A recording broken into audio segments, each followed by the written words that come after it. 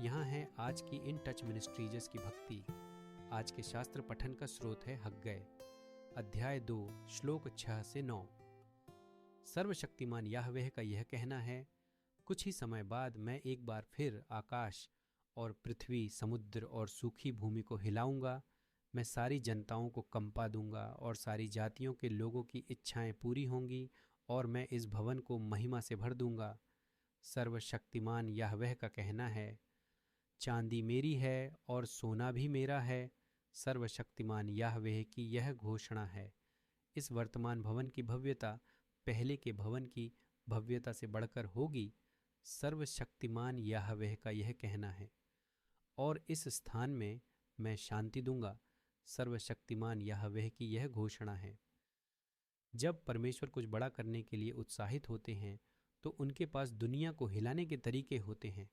उन्होंने वास्तव में जब यीशु क्रॉस पर मरे और पेंटिकॉस्ट के बाद भूमि को हिला दिया, ये संदेश बहुत ही स्पष्ट थे, जिसका अर्थ था, ध्यान दें क्योंकि महत्वपूर्ण चीज़ें हो रही हैं।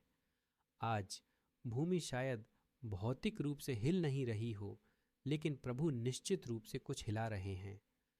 लोग अक्सर अपने जीवन को अपने मानवीय बुद्धि, अच्छाई और आविष्कार के कमज़ोर कोने की पत्थर पर बनाते हैं, लेकिन सिर्फ एक ही सुरक्षित आधार है, यीशु मसीह।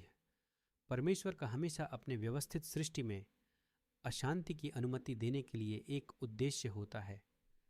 अन्य बातों के साथ वह चर्च को अपनी उदासीनता और आत्मकेंद्रितता से बाहर हिला रहा है, धर्माभियों को याद दिला रहा है कि इस दुनिया की अस्थायी संरचनाओं में विश्वास न करें, बल्कि हमें परमेश्वर के स्थिर प्रेम, उद्धार और साम्राज्य पर आराम करना चाहिए, जो यहाँ और अभी मौजूद है।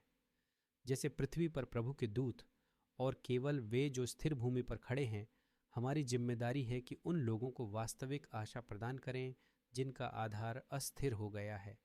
कोई भी नौकरी, सरकार या धर्म व्यक्ति को दीर्घकालिक सुरक्षा नहीं दे सकता। यीशु मसीह के साथ संबंध ही एकमात्र स्थायी शरण है। योह